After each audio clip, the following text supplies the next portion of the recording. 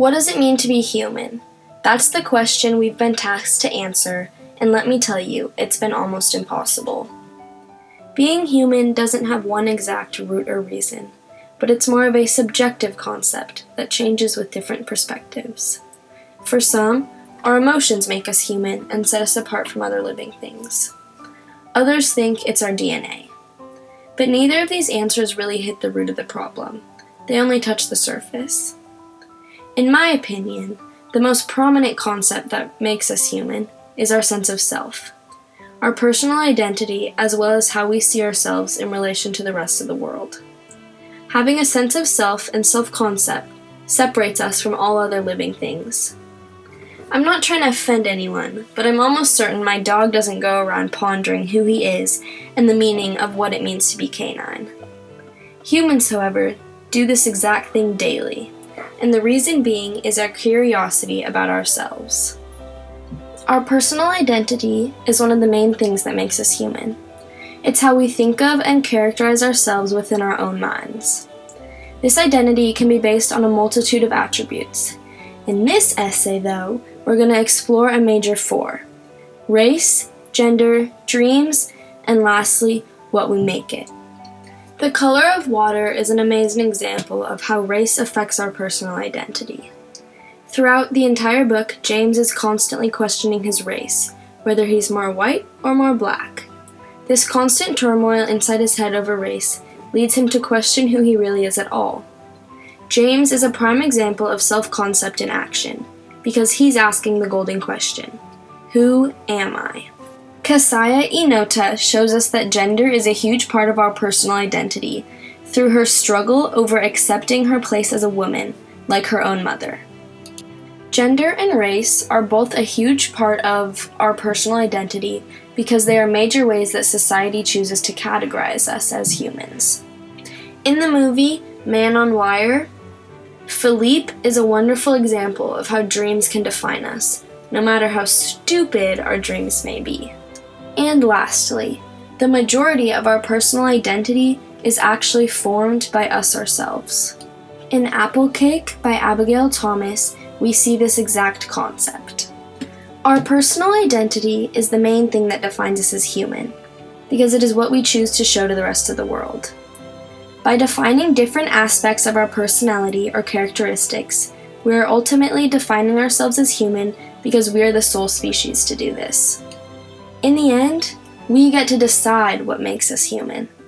How we see ourselves in relation to the rest of the world is another aspect of our sense of self that makes us human, because it has the ability to change our personal identity. While some animals compare themselves to others of their own kind, humans are the only ones that let this comparison change the way they think of themselves. How we compare ourselves to others within society adds to how we view ourselves and affects our self-image and confidence. The major ways we compare ourselves to others is through our differences in success, popularity, money, and culture. One example of this concept is Willy Loman from A Death of a Salesman.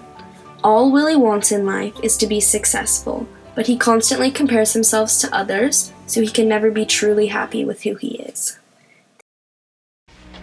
You know the trouble is, Linda, people don't seem to take to me. Oh, don't be so foolish. I know it when I walk in, they seem to laugh at me. Why? Why would they laugh at you? Don't talk like that. I don't know the reason for it, but they just pass me by and I notice. Well, you're making $70 to $100 a week. I gotta be at it 10, 12 hours a day. Other men, I don't know why, they do it easier. I don't know why I can't stop myself. I talk too much.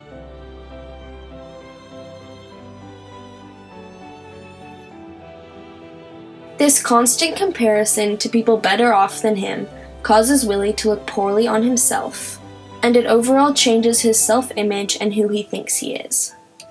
Another example is Alex in the movie Free Solo.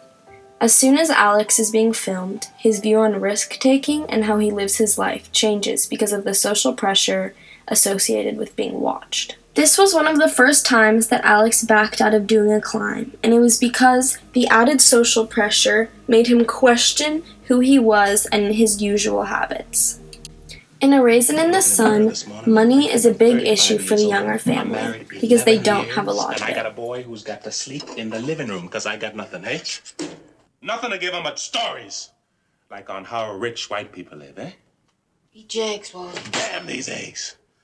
Damn all the eggs that ever was. And go to work.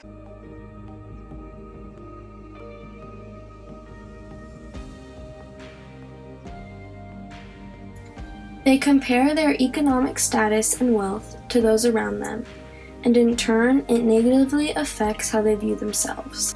The only reason the youngers are unhappy with how they're living is because they can see what they're missing. Their hope for the future only makes them even more disappointed with the present. Finally, the last comparison we will talk about is that between cultures. This is one of the biggest ones because culture affects our identity the most out of any comparison. Differences in culture have the ability to spike almost any emotion, but in Sandro Cinero's poem, Those Who Don't, the major one is fear. Having the ability to see yourself, then see someone else, and notice the similarities and the differences is such a simple thing, but is crucial in constructing what it means to be human. Comparing ourselves to others makes us human because it changes our sense of self. In our society causes us nowadays, to question our personal and especially in identity, America, as well as our we are self-concept, surrounded by who we are. technology, which only makes these comparisons more apparent. Social media is used by many people to show off their best and usually not their most realistic selves. Growing up in an age with technology meant that I was able to connect with many more people than I could have without this access. It also means that comparing yourself to others is much more prevalent because there are so many more people you could see and relate your own life to. Now, more than ever, comparisons are changing the way we see ourselves in relation to the rest of the world and within our own minds.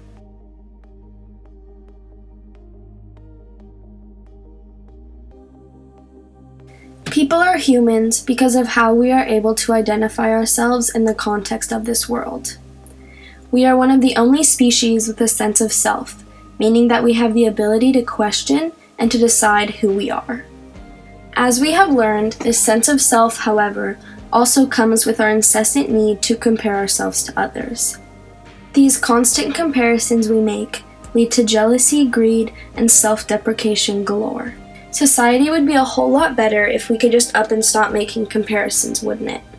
No more self-criticism, no more judgment, no more hate for those better than us. We could all just live our lives worry-free. It would be a perfect society. We have the ability to make ourselves who we want, right? Couldn't we just make ourselves all envy-free, so we wouldn't even be affected by the comparisons? If we really wanted to, I think we could. But that's the thing. If we did, would we really be human anymore?